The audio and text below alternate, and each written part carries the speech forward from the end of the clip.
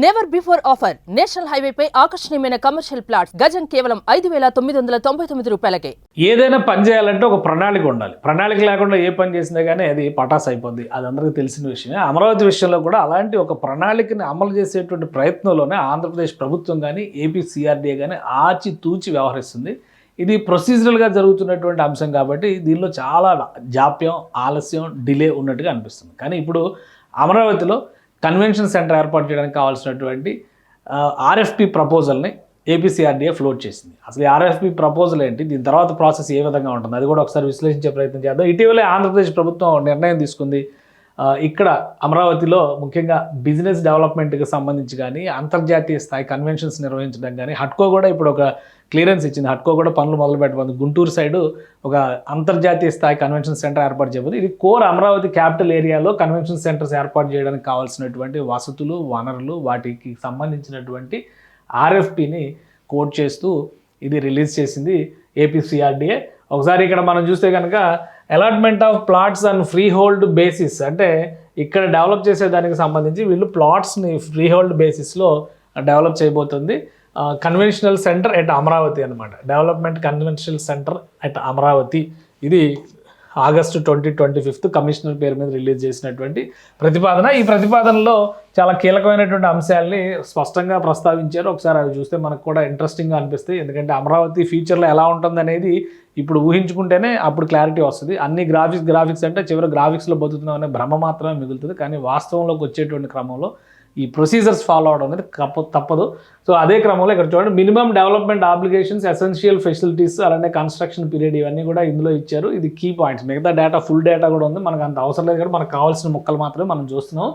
ఇది each sanctioned hall with in the convention centre must accommodate A minimum of 500 participants with a total cumulative capacity of 3,000 participants across all halls with removable partitions and retractable seating. Entrance lobby. So ఇది ఇక్కడ requirement. అంటే ఒక భారీ convention centre కడుతున్నారు. ఆ convention సెంటర్లో portions అదే మీరు ఒక విషయం అర్థం చేసుకోవాల్సింది ఏంటంటే, మొత్తం బిల్డింగ్ నేనే కడతానంటే అవ్వదు. కాబట్టి పోర్షన్గా డెవలప్మెంట్ పార్ట్స్ని ఈ ఆర్ఎఫ్పి ద్వారా ఇస్తున్నారు. దానికి సంబంధించినటువంటి ప్రపోజల్ ఇదనమాట. సో ఇందులో ఏంటంటే కెపాసిటీ అప్రాక్సిమేట్లీ 10,000 మంది కూర్చునేటువంటి కెపాసిటీతో చేసేటువంటి కన్వెన్షన్ సెంటర్ ఏరియా మొత్తం వచ్చేసి 2.5 ఎకరాల్లో ఒకటి ఉంది. రెండోది వచ్చేసి కెపాసిటీ బిట్వీన్ 7,500 to 10,000 అప్రాక్సిమేట్లీ, ఇది 2 ఎకరాల్లో చేస్తున్నారు. ఇంకోటి 3,000 to 7,500 కెపాసిటీది, అది 1 ఏకర్లో ఉంది. సో ఈ మూడింటికి సంబంధించి డిఫరెంట్ సైజెస్లో, డిఫరెంట్ మాడ్యూల్స్లో, డిఫరెంట్ డిజైన్స్లో, డిఫరెంట్ రిక్వైర్మెంట్స్కి తగ్గట్టుగా ఈ మల్టీపర్పస్ హాల్స్ డెవలప్ చేయడం అనేది ఈ ప్రతిపాదన లక్ష్యం. దానికి సంబంధించినటువంటి ప్రపోజల్ని ఏపీసీఆర్డీఏ ఇచ్చింది. అలానే అదర్ ఫెసిలిటీస్, బేసిక్ ఈ ప్రపోజల్తో పాటు దీనికి ఇచ్చింది ఏంటంటే అదర్ బేసిక్ ఫెసిలిటీస్ ఏమేమి ఇవ్వాలి, public facilities and kitchen, such as public facilities and kitchen లాంటివి అవన్నీ. అంటే కన్వెన్షన్ సెంటర్ కానీ ఫుడ్ అన్నీ ఉంటాయి కదా, ఆ రిక్వైర్మెంట్స్ అనమాట. Support facilities, infrastructure like internal road network, parking area, security, air conditioning, అలానే water supply, rain water harvesting, power, sewage plant, sewage treatment, solid waste management, landscaping and other services required for the convention centre. Convention సెంటర్కి అవసరమైనటువంటి ఇతర అవసరాలన్నింటినీ కూడా సమకూర్చే విధంగా ఉండాలి.